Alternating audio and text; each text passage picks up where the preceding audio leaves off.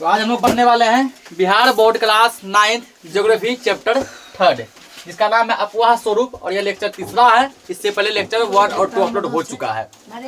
तो पिछला जो लेक्चर हम लोग पढ़े थे, ठीक ना, उसमें हम लोग जो है कोसी नदी, गंडक नदी, घाघरा नदी, नर्मदा नदी, तापी नदी, इन सभी नदियों के बारे में डिस्कस कर चुके थे और उस पर जो महत्वपूर्ण इंपोर्टेंट पॉइंट सभी हम लोग लिख चुके थे। आज जो हम लोग इस वीडियो में जो डिस्कस करने वाले हैं वो है महानदी। कौन सा नदी है? महानदी, ठीक ना। महानदी के बारे में आज हम लोग इस पर डिस्कस करने वाले हैं। समझो यहाँ पे महानदी के बारे में क्या है। यहाँ पे यह प्रायद्वीपीय भारत में बंगाल की खाड़ी में प्रवाहित होने वाली तीसरी सबसे लंबी नदी है। पूछेगा कि भारत की तीसरी सबसे लंबी नदी कौन सी है? महानदी, ठीक ना। और दूसरा सबसे लंबा नदी कौन सा लिखाए थे? नर्मदा। दूसरा सबसे लंबा नदी जो कल ही लिखा है वो कौन सा लिखाए थे? नर्मदा। नर्मदा लिखाए थे। Yes sir. नर्मदा नदी भारत ठीक ना। और तीसरी सबसे लंबी नदी कौन सी हो जाएगी? महानदी। तो ये पॉइंट यहाँ लिख लो, शुरू में ये पॉइंट बन गया कि भारत की तीसरी सबसे लंबी नदी कौन सी है? तो महानदी। कितना नंबर पॉइंट तक लिखाए थे? 26 नंबर पॉइंट होगा। Yes sir. तो पॉइंट नंबर 26 लेक्चर 1 और 2 में जो है कुल 25 नंबर पॉइंट तक लिखा दिया गया है। तो महानदी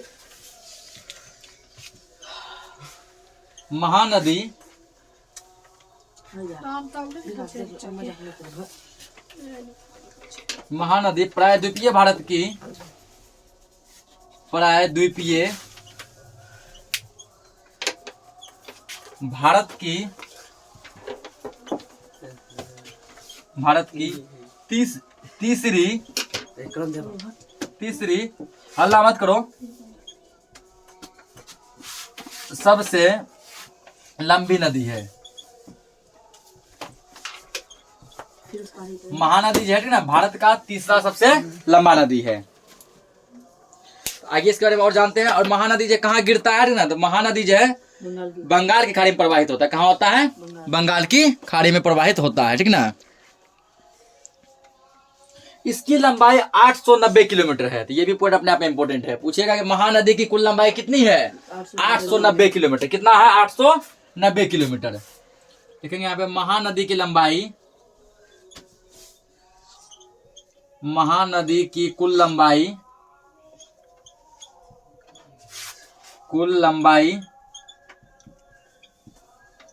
890 किलोमीटर है। महानदी की कुल लंबाई कितनी है? तो 890 किलोमीटर, ठीक ना। तो ये सब पॉइंट जो है पूछता है, बहुत बार पूछता है। बोर्ड एग्जाम में भी पूछता है और बड़ा बड़ा कंपटीशन एग्जाम में भी पूछता है। यह नदी छत्तीसगढ़ स्थित रायपुर के निकट से निकलकर उड़ीसा से बहती हुई बंगाल की खाड़ी में मिलती है। तो पूछेगा कि महानदी कहाँ से निकलती है? तो छत्तीसगढ़ में स्थित है रायपुर। या छत्तीसगढ़ में एक जगह क्या है? रायपुर। छत्तीसगढ़ के रायपुर के निकट से निकल गया उड़ीसा से होते हुए ना, उड़ीसा होते हुए बंगाल की खाड़ी में जाके गिर जाती है। इसकी अपवाह प्रणाली का विस्तार छत्तीसगढ़, झारखंड, उड़ीसा में है, ठीक ना। यानी कि 3 राज्य में है इसका अपवाह प्रवाह है। इसकी प्रमुख सहायक नदियां शिवनाथ, हंसदेव, मांद, जोंक और तेल है। तेल नदी, जोंक नदी, मांद नदी, हंसदेव नदी, शिवनाथ नदी, ये सब क्या है? तो महानदी की प्रमुख सहायक नदियां हैं। तो महानदी के बारे में हम लोग जान गए। अब है गोदावरी नदी। पहला कौन सा नदी है? गोदावरी नदी। तो यह नदी महाराष्ट्र के नासिक के निकट पश्चिमी घाट से निकलती है। पूछ सकता है कि गोदावरी नदी कहाँ से निकलती है? तो याद रखना है कि गोदावरी नदी महाराष्ट्र के नासिक के निकट पश्चिमी घाट से निकलती है। कहाँ से निकलती है? महाराष्ट्र के नासिक के निकट पश्चिमी घाट से निकलती है। इसकी द्रोणी महाराष्ट्र, मध्य प्रदेश, उड़ीसा, आंध्र प्रदेश, कर्नाटक में फैली हुई है। गोदावरी नदी जो है, गोदावरी नदी महाराष्ट्र, मध्य प्रदेश, उड़ीसा, आंध्र प्रदेश, कर्नाटक, इन सभी राज्यों में क्या है? इन सभी राज्यों में फैला हुआ है। यह प्रायद्वीपीय नदियों में सबसे लंबी नदी है, ठीक ना। यह क्या सबसे लंबी नदी है? इसकी लंबाई 1450 किलोमीटर है। पूछ सकता है कि गोदावरी नदी की लंबाई कितनी है? तो 1450 किलोमीटर। ये पॉइंट हम लोग लिख लेते हैं कि गोदावरी नदी की लंबाई कितनी है? तो 1450 किलोमीटर।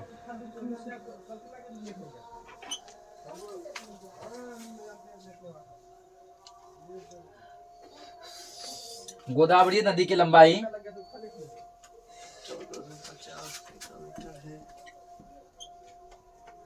गोदावरी नदी की लंबाई नदी की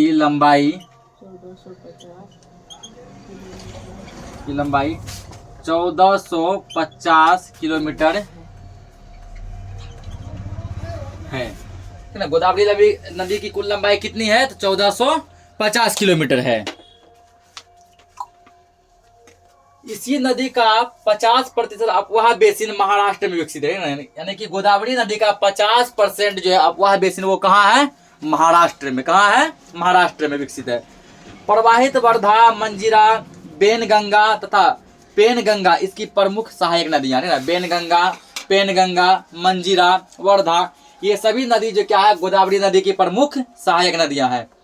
बड़े आकार एवं विस्तार के कारण दक्षिणी भारत में इस नदी को दक्षिण की गंगा या वृद्ध गंगा जैसे नामों से विभूषित किया गया है ना।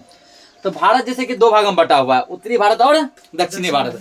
हम लोग किस भारत में निवास करते हैं? उत्तरी भारत में, ठीक है। बिहार जो है भारत के उत्तर भाग में है, तो हम लोग उत्तरी भारत में है। दक्षिणी भारत में जो है गोदावरी नदी को दक्षिण की गंगा कहते हैं, दक्षिण की गंगा या फिर वृद्ध गंगा के नाम से भी जाना जाता है। ये पॉइंट लिख लो, पूछ सकता है कि दक्षिण भारत में गोदावरी नदी को क्या कहते हैं? दक्षिण की गंगा। लिखना है यहाँ पे। अगला नेक्स्ट क्या पॉइंट बनेगा? दक्षिण भारत में महानदी को, गोदावरी नदी को दक्षिण भारत में गोदावरी नदी को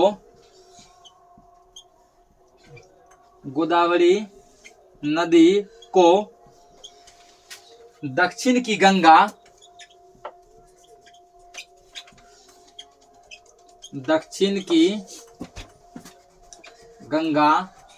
दक्षिण भारत में गोदावरी नदी को दक्षिण की गंगा कहा जाता है।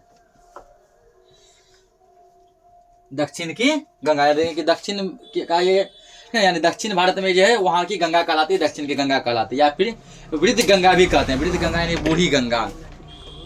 अगला है कृष्णा नदी, ठीक ना। कौन सा नदी? अब कृष्णा नदी।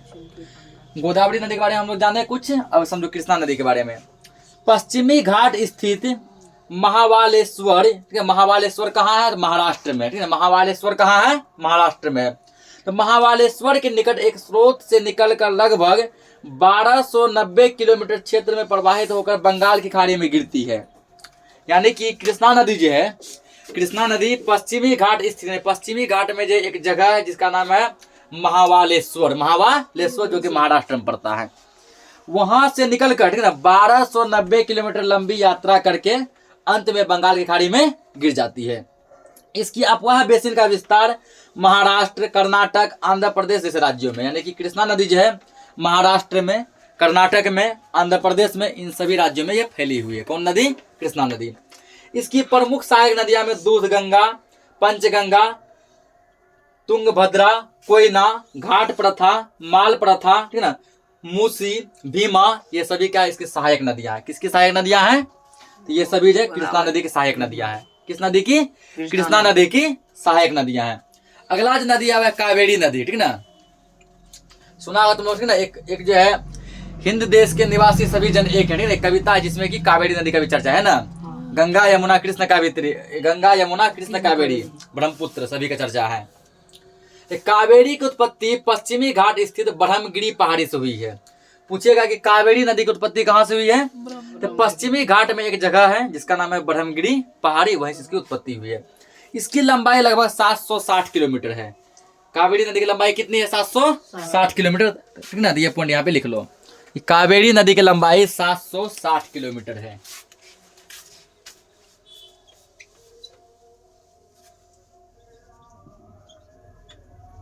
कावेरी नदी की लंबाई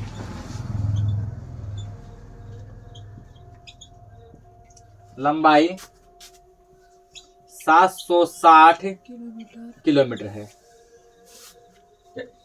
कितना इसका लंबाई? 760 किलोमीटर है।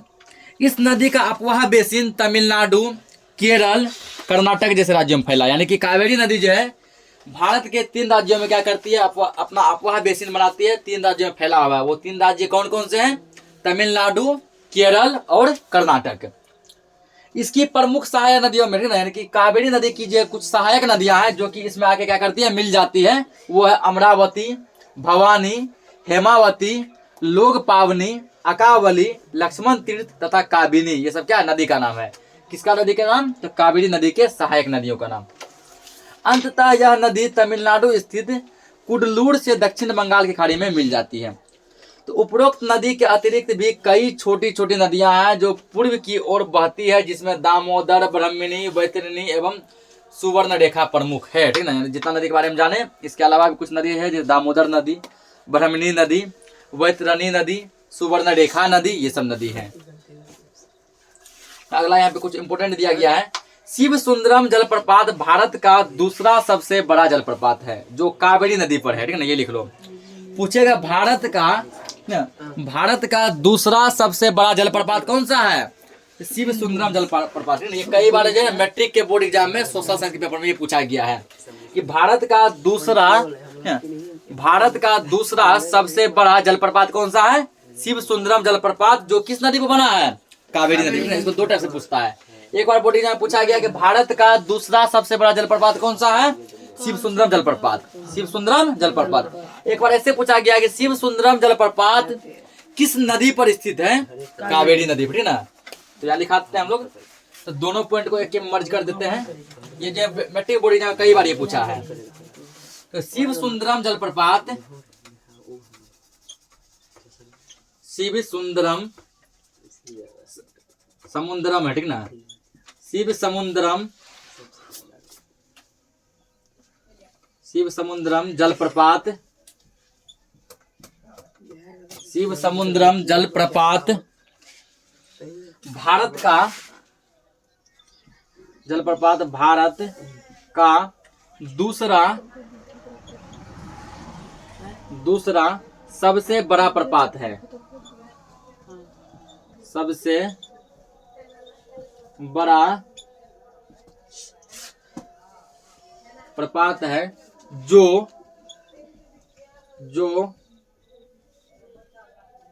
कावेरी नदी पर स्थित है। जो कावेरी नदी पर स्थित है। तो कितना टाइप का क्वेश्चन बनेगा? दो। पहला पूछेगा शिव समुद्रम जलप्रपात जो है किस नदी पे है?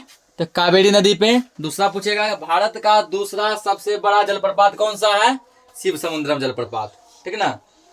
इस जलप्रपात के बिजली घर से मैसूर तथा कोलार स्वर्ण क्षेत्र को विद्युत प्रदान होती है। ठीक ना, मैसूर तथा कोलार, मैसूर और कोलार यहाँ क्या होते हैं? तो इसके माध्यम से विद्युत यानी बिजली पहुंचती है।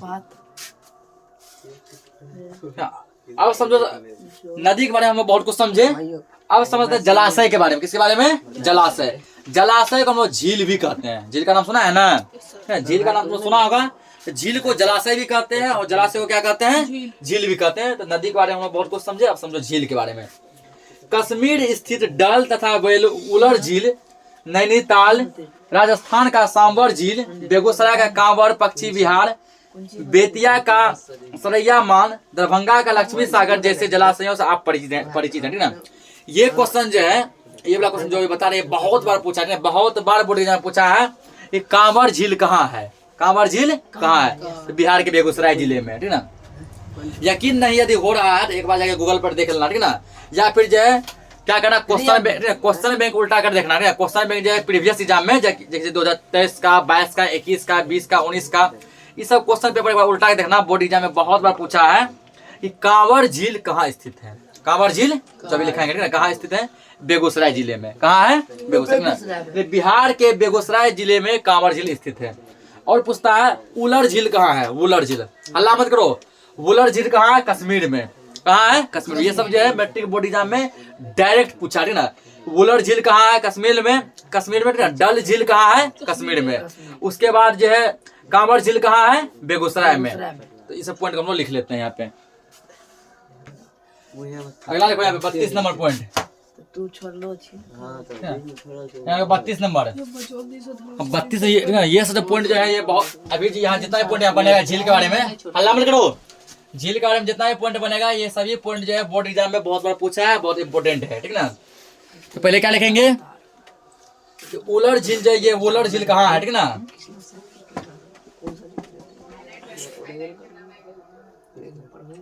ना, तो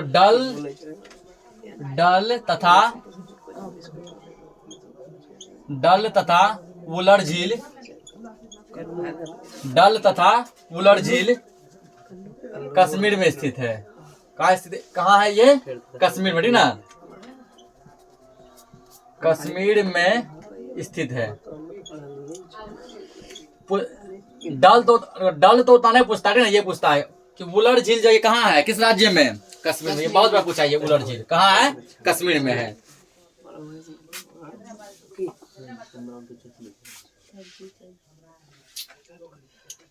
अगला अगला एक और पूछता है ना, जो बहुत फेमस है, वो लिखो यहाँ पे, कांवर झील कहाँ है?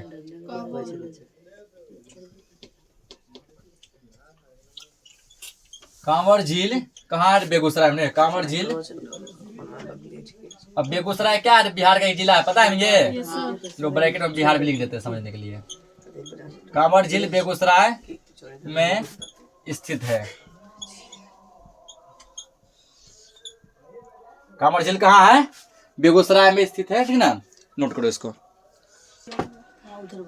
लिख लेना इसको, समझो आगे, ठीक ना। कहते क्या आप झीलों के महत्व को जानने का प्रयास किया, ठीक ना। कहता क्या आपने कभी भी झीलों के महत्व को जानने का प्रयास किया? कभी नहीं किया। जरा सोचिए, यदि उन स्थलों पर झील नहीं होता तब वे उतने पर्यटकों को आकर्षित कर पाते जितना आज करते हैं, ठीक ना।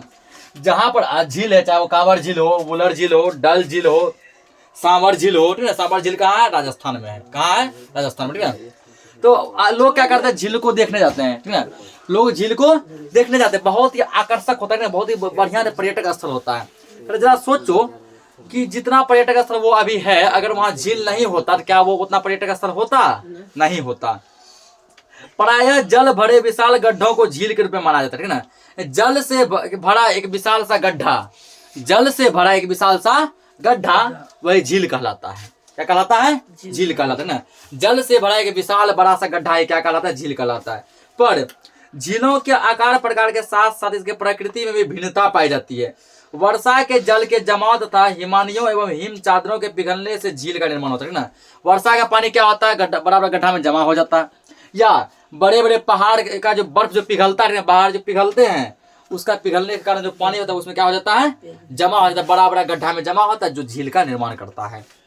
झील मुख्यतः प्राकृतिक कारणों से निर्मित होती है ना। झील को कोई बनाता नहीं है, बल्कि झील क्या होता है? अपने आप जो ना प्राकृतिक कारणों से निर्माण होता है, खुद ब खुद बन जाता है बहुत जगह पे। निर्माण की दृष्टि से झीलों के निम्नलिखित प्रकार है। झील कितने प्रकार के होते हैं?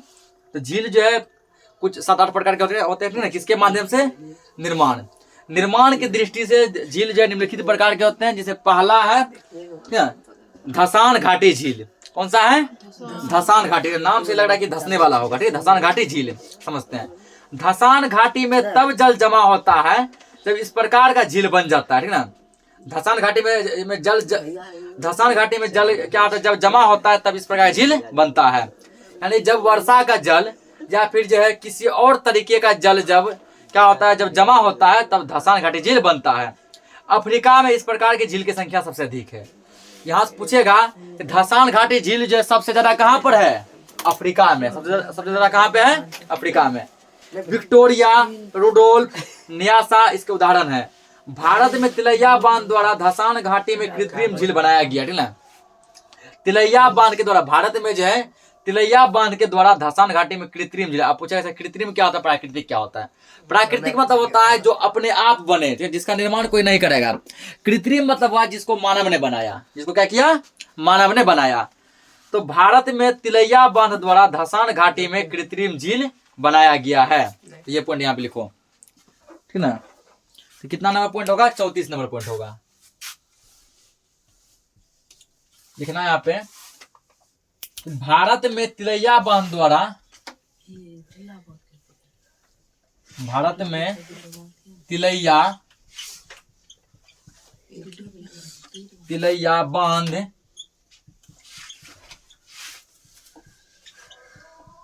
द्वारा धसान घाटी में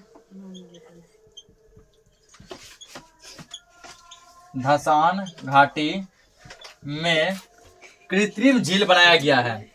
कृत्रिम यानी जिसको मानव ने बनाया है। कृत्रिम झील बनाया गया है। हल्ला मत करो, समझो ध्यान से। कृत्रिम झील बनाया गया है। तो पूछ सकता है कि ना कि किस बांध के द्वारा धसान घाटी में कृत्रिम झील बनाया गया है? तो तिलैया बांध के द्वारा, ठीक ना। या फिर तिलैया बांध के द्वारा धसान घाटी झील कहाँ बनाया गया है, ठीक ना। तो कहाँ बनाया गया था? भारत में बनाया गया है। देखो अगला है गोखुर झील। दूसरा क्या है? धसान घाटी झील समझ गया। अब गोखुर झील 2 नंबर में। नदियों में जब अवसाद की मात्रा बढ़ जाती है या भूमि की ढाल कम हो जाती है, जब उसके मार्ग में विसर्पण पैदा होने लगता है, अंततः विसर्पित भाग कटकर मुख्य धारा से अलग हो जाती है, जिसका आकार गाय के खुर के समान होता है, ठीक ना। जब जो है क्या होता है, जब विसर्पण भाग जो है मुख्य धारा से कटकर अलग हो जाती है तो उसका आकार कैसा होता है? गाय के खुर जैसा, गाय के खुर जैसा। इसलिए इसको क्या कहते हैं? गोखुर। गो मतलब गाय, खुर मतलब खुर, है गोखुर, ठीक ना। इसे गोखुर या गोखुर झील भी कहा जाता है। उत्तरी बिहार में इस प्रकार के झील पाए जाते हैं। हम लोग किस बिहार में है? उत्तरी बिहार में ना। हमारा पूर्णिया जिला जो है उत्तरी बिहार में है। उत्तरी बिहार में जो है गोखुर झील खूब पाए जाते हैं। बेतिया का सरैया मान तथा बेगूसराय का कांवर झील इसके उदाहरण है। अब यहाँ पूछ सकता है कि बेगूसराय का कांवर झील कौन सा झील है? गोखुर झील, ठीक ना। बेगूसराय का जो कांवर झील है वो कौन सा झील है? गोखुर झील है। गाय के खुर के समान ये झील है। कैसा है? गाय के खुर के समान ये झील है। उसी प्रकार जो बेतिया का सरैयामान झील, सरैयामान झील भी कौन सा झील है? गोखुर झील है, ठीक ना। तो पूछ सकता है गोखुर झील का उदाहरण 2 को बताओ। तो सरैयामान झील, कांवर झील। तीसरा टाइप है क्रेटर झील। तीसरा क्या है? क्रेटर झील। समझो इसको। जब ज्वालामुखी के क्रेटर से राख और लावा का आना बंद हो जाता है, तब क्रेटर में वर्षा का जल जमा हो जाता है। क्रेटर मतलब होता है एक बड़ा सा गड्ढा, ठीक ना। जैसे ऐसा गड्ढा जहां से ज्वालामुखी उत्पन्न होता हो, जहां से आग का लावा, ज्वालामुखी का लावा ऊपर निकलता हो। तो मान लीजिए कि ज्वालामुखी का लावा क्या हुआ? ऊपर निकलना बंद हो गया। तो बंद हो गया तो वहां एक बड़ा सा गड्ढा हो गया। क्या हो गया? गड्ढा हो गया। वही गड्ढा कहलाता है क्रेटर। क्या कहलाता है? क्रेटर। और जब वर्षा का पानी इस क्रेटर में भर जाता है, ये क्रेटर झील कहलाता है। क्या कहलाता है? क्रेटर झील कहलाता है। बोलीविया का टिटिकाका और तुर्की का बाण झील इसके उदाहरण है। भारत में लोनार झील इस प्रकार निर्मित हुआ है ना। पूछेगा कि लोनार झील जो कैसे निर्मित हुआ है? तो क्रेटर के माध्यम से। कि लोनार झील जो है एक प्रकार का क्रेटर झील है। कैसा है? क्रेटर झील। अगला है 4था नंबर लैगून झील। कौन सा झील? लैगून झील। स्पीड तथा रोधिका के द्वारा समुद्र तटीय प्रदेशों में जब समुद्री से जल समुद्र से अलग कर लिए जाते हैं, तब ऐसे झील लैगून झील कहते हैं ना। समुद्र से कुछ जल को क्या किया जाता है? अलग कर लिया जाता है और किसी गड्ढे वगैरह में जमा कर लिया जाता है, तो वो लैगून झील कहलाता है। लैगून का उदाहरण भारत स्थित चिल्का एवं पुलिकित झील है, ठीक ना। चिल्का झील क्या है? लैगून झील है। चिल्का झील कैसा झील है? लैगून झील। अब पुलकित झील भी कैसा झील है? लैगून झील। 5वां नंबर है अवरोधक झील। कभी कभी पर्वतीय प्रदेशों में भूस्खलन के कारण चट्टाने गिरकर नदी के प्रवाह को रोक देता है। मान लो नदी ऐसे सीधा बह रही है, एक बड़ा चट्टान यहीं पे गिर गया, ठीक ना। और नदी का प्रवाह जो है यहीं पे रुक गया, आगे क्या होने लगा? वो नहीं जाने लगा। तो नदी के प्रवाह क्या करता है? रोक देता है। तो इस प्रकार जो झील बनता है वो कहलाता है अवरोधक झील, ठीक ना। अब क्या हुआ? बीच में गिर गया तो अब ये नदी इधर रह गया, जितना पानी उधर गया वो उधर जमा रह गया ना। और इधर से नदी बाहर आई, अपना कोई रास्ता इधर अलग बना लेगा साइड से, तो उधर जो पानी जो जमा था और जमा ही रह गया, तो वो जो क्या करेगा? अवरोधक झील बना लेगा। क्या करेगा? अवरोधक झील बना लेगा। अगला हिमानी झील। अगला क्या है? हिमानी झील। हिमानी क्षेत्र में हिमानी द्वारा निर्मित झीलों में नैनीताल, भीमताल, सातताल, सुंदर ये सब उदाहरण है, ठीक ना। हल्ला मत करो। 7वां है क्या? भूगर्भीय क्रिया से निर्मित झील। भूगर्भीय क्रिया से निर्मित झील, तो समझो इसको। जम्मू कश्मीर में वुलर झील मीठे पानी की भारत की सबसे बड़ी झील है। लो एक और क्वेश्चन बन गया। ये भी बहुत बार पूछा है बोर्ड एग्जाम में। बोर्ड एग्जाम में भी पूछा और जीके में भी ये तो क्वेश्चन दिया गया, ठीक ना। कि मीठे पानी की सबसे बड़ी झील कौन सी है? वुलर झील। कौन सा है? वुलर झील है। वुलर झील जो कि कश्मीर में है। हल्ला मत करो। मीठे पानी की, ऐसे मत लिखो, ऐसे लिखो। तो वुलर झील मीठे पानी की मीठे पानी की भारत की सबसे बड़ी झील है। भारत की सबसे बड़ी झील है। पूछेगा इसको दो टाइप से। पहला पूछेगा भारत की सबसे बड़ी झील जो है, ठीक ना, कौन सी है, तो वुलर झील।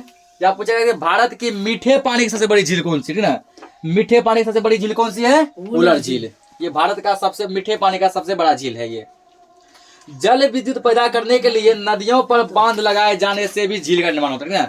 जब जो है जल से बिजली बनाया जाता है, जल से बिजली बनाया जाता है, तो जल से बिजली बनाने के लिए जो नदी पर बांध बनाते हैं, नदी क्या करते हैं, नदी के पानी को रोकने के लिए क्या बनाते हैं, बांध बनाते हैं। तो इस प्रकार भी झील का निर्माण होता है। जैसे भाखड़ा नांगल परियोजना के विकास से गोविंद सागर झील का निर्माण हुआ, ठीक ना। भाखड़ा नांगल परियोजना क्या है, ये एक बांध है, ये क्या है, एक बांध है ना, जिससे बिजली बनाया जाता है। तो इस बांध के बनने से क्या हुआ, तो गोविंद सागर झील का निर्माण हुआ। लोकतक एवं बरियानी जैसे कई मीठे पानी के झील के साथ साथ राजस्थान का लवण युक्त सांभर झील इसी प्रकार की झील है ना। राजस्थान का जो एक है सांभर झील, वो भी कुछ इसी प्रकार का झील है। प्रायः यह देखा गया कि मरुस्थलीय अथवा अर्ध शुष्क क्षेत्रों में झील खारे पानी के झील होते हैं, ठीक है। मरुस्थलीय ऐसा इलाका जहाँ केवल बालू ही बालू होता है, वहां जो झील होता है वो होता है खारे पानी की झील, नमकीन पानी का झील। कैसा झील, नमकीन पानी का झील।